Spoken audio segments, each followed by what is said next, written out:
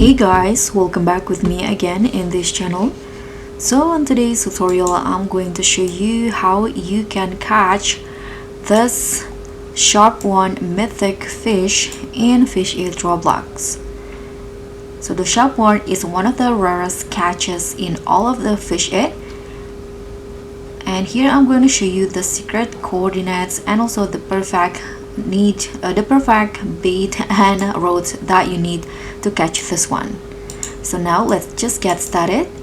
So first, for the location, the sharp one is located on the ocean, and as for me, I got the fish while I hunt for the megalodon.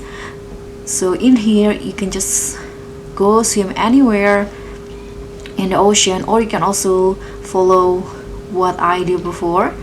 Just go to where the megalodon hunt is located and go fish there. And for the rods, I'm using the element rods with Singularity bait.